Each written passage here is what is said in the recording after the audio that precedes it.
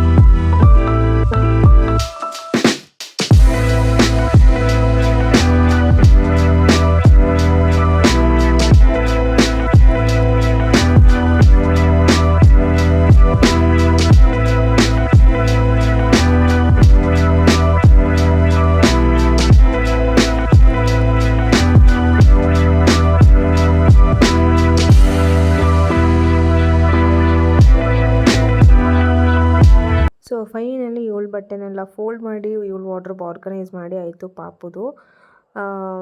ಅದಕ್ಕಿಂತ ಮುಂಚೆ ಫೋಲ್ಡ್ ಮಾಡೋಕ್ಕಿಂತ ಮುಂಚೆ ತುಂಬ ಡಂಪ್ ಅಂತ ಅನ್ಸೋದು, ಬಟ್ ಇವಾಗ ನೀಟ್ ಆ್ಯಂಡ್ ಕ್ಲೀನ್ ಆಯಿತು. ಆ್ಯಂಡ್ ಇವಾಗ ಎಲ್ಲೆಲ್ಲಿ ಏನೇನು ಇಟ್ಟಿದ್ದೀನಿ ಅಂತ ಗೊತ್ತಾಗುತ್ತೆ.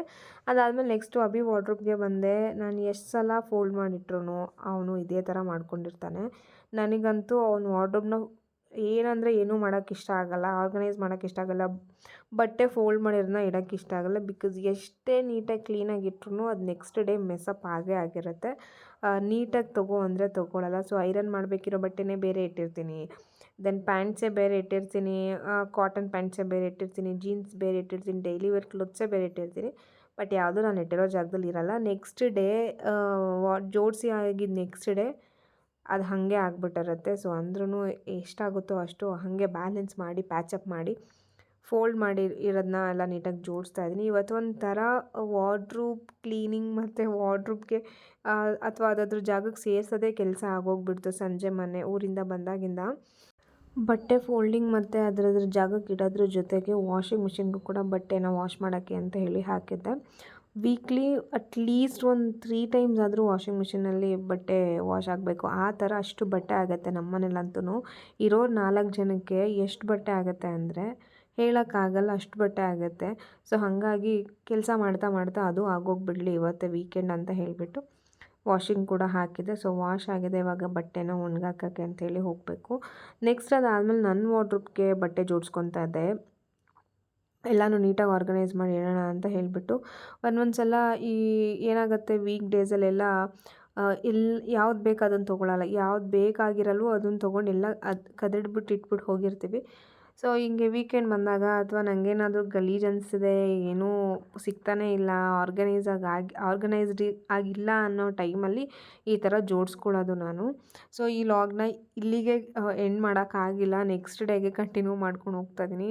ಸೊ ಊಟ ಮಾಡಿ ಜಸ್ಟ್ ಮಲ್ಕೊಂಡಿದ್ದಷ್ಟೇ ಅವತ್ತು, ಬೇರೆ ಏನು ಕೆಲಸನೂ ಮಾಡಿಲ್ಲ. So next day Monday morning ಇದು ಪಾಪುಗೆ ಬೆಳಗ್ಗೆ ಪಲಾವ್ ಮಾಡೋಣ ಅಂಥೇಳಿ ವೆಜಿಟೇಬಲ್ ಪಲಾವ್ನ ಮಾಡಿದ್ದೆ. ಸಿಂಪಲ್ಲಾಗಿ ಏನೂ ಗ್ರೈಂಡ್ ಮಾಡಿ ಅಥವಾ ಮಾಡಿ ಪೇಸ್ಟ್ ಎಲ್ಲ ಏನೂ ಹಾಕಿಲ್ಲ, ಜಸ್ಟ್ ನಾರ್ಮಲ್ ಪೌಡರ್ಸ್ನ ಎಲ್ಲ ಹಾಕಿಬಿಟ್ಟು ಬೇಸಿಕ್ ಪಲಾವ್ನ ಮಾಡಿದ್ದೆ. ಅದಾದಮೇಲೆ ಇವಳಿಗೆ ಸ್ನ್ಯಾಕ್ಸ್ಗೆ ಅಂತೇಳಿ ಸೌತೆಕಾಯಿ ಹಾಕಿದ್ದೀನಿ, ಅದ್ರ ಜೊತೆಗೆ ಒಂದು ಸ್ವಲ್ಪ ಉಪ್ಪು ಮತ್ತು ಚಿಲ್ಲಿ ಪೌಡರ್ನ ಆ್ಯಡ್ ಮಾಡಿದ್ದೀನಿ. ಆ್ಯಂಡ್ ಲಂಚ್ ಬಾಕ್ಸ್ಗೂ ಅಷ್ಟೇ ಒಂದು 2 ಪೀಸ್ ಸೌತೆಕಾಯಿ ಹಾಕಿದ್ದೀನಿ. ಸೊ ದಟ್ ಅವಳಿಗೆ ಒಂದು ಒಳ್ಳೆ ಮೀಲ್ ಸಿಗಲಿ ಅಂತ ಹೇಳಿಬಿಟ್ಟು. ಸೊ ಅವಳಿಗೆಲ್ಲ ಪ್ಯಾಕ್ ಮಾಡಿ ಇಟ್ಟು ಅವಳನ್ನೆಲ್ಲ ರೆಡಿ ಮಾಡಿ ಸ್ಕೂಲಿಗೆ ಕಳ್ಸಾದ್ಮೇಲೆ ಇನ್ನೇನೇ ಕೆಲಸ ಇದ್ದರೂ ಮಾಡ್ಕೋಬೇಕು. ಅವಳಿದ್ದವಾಗ ಏನು ಕೆಲಸನೂ ಮಾಡೋಕ್ಕಾಗಲ್ಲ. ಬೆಳಿಗ್ಗೆ ಒಂಥರ 9:20 ತನಕನೂ ಮ್ಯಾರಥಾನ್ ಥರ ಅಂತ ಅನಿಸುತ್ತೆ ನನಗಂತೂ. ಬಿಕಾಸ್ ಬೇಗ ಬೇಗ ಕೆಲಸ ಆಗೋಲ್ಲ. ಅವಳು ಸ್ಕೂಲಿಗೆ ಹೋದ್ಮೇಲೆ ಎಲ್ಲನೂ ಕೆಲಸ ಮಾಡೋಕ್ಕಾಗೋದು. ಸೊ ನಾನು ಅದಾದಮೇಲೆ ಒಂದು ಸ್ವಲ್ಪ ಫ್ರೆಶ್ ಅಪ್ ಎಲ್ಲ ಆಗಿಬಿಟ್ಟು ಇವಾಗ ಚನ್ನಪಟ್ಟಣಗೆ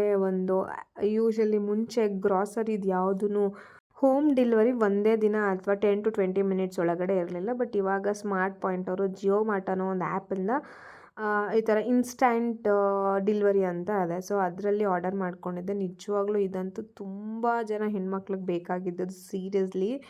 ನನಗಂತೂ ಸಿಕ್ಕಾಪಟ್ಟೆ ಹೆಲ್ಪ್ ಆಯಿತು. ಬಿಕಾಸ್ ಯಾರಾದರೂ ಗೆಸ್ಟ್ ಬಂದಿರ್ತಾರೆ ಅಥವಾ ಏನೋ ಎಮರ್ಜೆನ್ಸಿಗೆ ಗ್ರಾಸರೀಸ್ ಅಥವಾ ಏನೋ ಐಟಮ್ ಬೇಕಾಗಿರುತ್ತೆ, ಅದು ಯಾವುದು 10-15 ಮಿನಿಟ್ಸಲ್ಲಿ ಡೆಲಿವರಿ ಆಗ್ತಾ ಇರಲಿಲ್ಲ. ನಾವೇ ಶಾಪಿಗೆ ಹೋಗಬೇಕಿತ್ತು ಅಥವಾ ಮುಂಚೆನೇ ಪ್ರೀ ಬುಕ್ ಮಾಡ್ಕೋಬೇಕಾಗಿತ್ತು. ಬಟ್ ಇವಾಗ ಹಂಗಲ್ಲ, ಇಮಿಡಿಯೇಟ್ ಬುಕ್ ಮಾಡಿ 10 ಮಿನಿಟ್ಸ್ ಒಳಗಡೆ ಬಂದುಬಿಡುತ್ತೆ. ಆ್ಯಂಡ್ ಕೆಲವೊಂದೊಂದು ದಿನ ಆಫರ್ಸ್ ಇರುತ್ತೆ ಆ್ಯಂಡ್ ಸ್ವಲ್ಪ ಕಮ್ಮಿ ಪ್ರೈಸು. ಆಫ್ಲೈನ್ಗೂ ಆನ್ಲೈನ್ಗೂ ತುಂಬ ಡಿಫ್ರೆನ್ಸ್ ಇದೆ. ಸೊ ನನಗೊಂದು ಸ್ವಲ್ಪ ಕಾಫಿ ಪೌಡರು ಮತ್ತು ಆಯಿಲ್ ಇದೆಲ್ಲ ಬೇಕಿತ್ತು. ಸೊ ಹಾಗಾಗಿ ಬುಕ್ ಮಾಡಿ 10 ಮಿನಿಟ್ಸ್ಗೆ ಬಂತು ಮನೆಗೆ. ನಿಜವಾಗ್ಲೂ ಎಷ್ಟೊಂದು ಜನ ಗೊತ್ತಿಲ್ಲ ಅಂತ ಅನಿಸುತ್ತೆ. ಯಾರಿಗಾದ್ರೂ ಗೊತ್ತಿಲ್ಲ ಅಂತಂದರೆ ನನ್ನ ವಿಡಿಯೋ ನೋಡ್ತಾ ಇದ್ದರೆ, ಸೊ ಜಿಯೋ ಮಾರ್ಟ್ ಅನ್ನೋ ಆ್ಯಪ್ನ ಡೌನ್ಲೋಡ್ ಮಾಡಿಕೊಂಡು ನಿಮ್ಗೆ ಏನು ಬೇಕೋ ಡೈಲಿ ಬೇಸಿಸ್ ಮೇಲೆ ಅದನ್ನು ಆರ್ಡರ್ ಮಾಡ್ಕೊಳ್ಳಿ. ಇನ್ಸ್ಟೆಂಟಾಗಿ 10 to 20 ಮಿನಿಟ್ಸ್ ಒಳಗಡೆ ಡೆಲಿವರಿ ಕೊಡ್ತಾರೆ.